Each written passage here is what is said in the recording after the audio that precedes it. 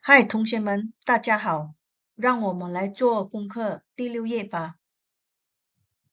Hai anak-anak, mari kita siapkan kerja rumah muka surat 6. Hi boys and girls, let's finish our homework page number 6. 说一说，演一演， sebut dan melakon. Isi tempat kosong. Please fill in the blanks. Look at the bubbles. Number 1, bubble dialogue. Mari kita tengok perbualan nombor 1. 我是今年7岁. Okay, dalam sini kamu dikehendaki letak nama. Oleh sebab cara pemakaian murid perempuannya bukan Cina, maka dia tidak ada nama Cina. Just suggest a name. But because of this student, she might not have Chinese name, so we just simply put a name, a girl's name. 我是今年7岁. I am 7 years old. Saya berumur 7 tahun. So cikgu di sini cadangkan nama Ani. So teacher suggests the name Ani here. And then for the second student, 我是 murid yang kedua adalah Cina. Kita letak satu nama Cina. 我是 Tong Tong. I am Tong Tong. Saya adalah Tong Tong. Okay, boleh ya? Jadi kita ke perbualan seterusnya. We go to another dialogue. 请问他叫什么名字? 请问他叫什么名字?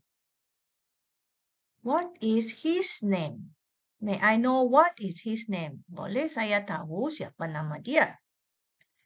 他叫 suggest a Chinese name. Kita cadangkan satu nama Cina.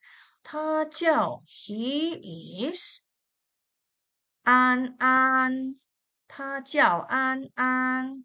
Nama dia An An. Okay, anak-anak boleh ya? So boys and girls, can you follow me? Alright, very well.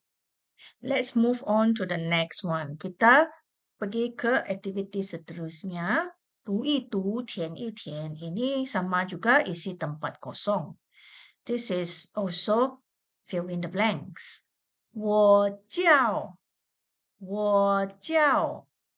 nama saya adalah, so kita isi nama Anda.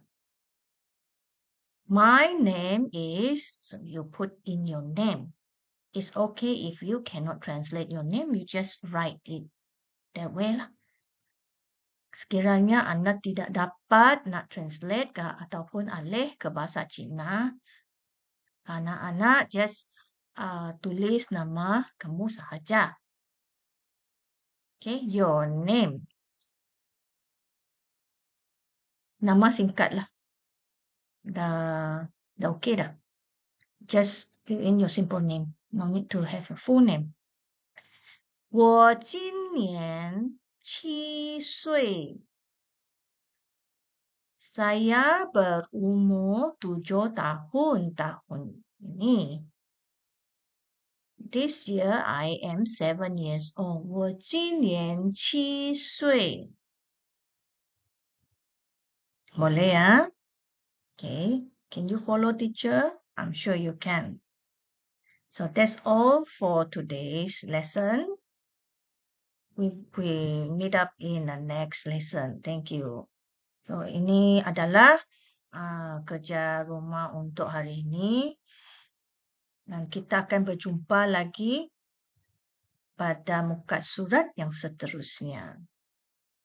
Terima kasih.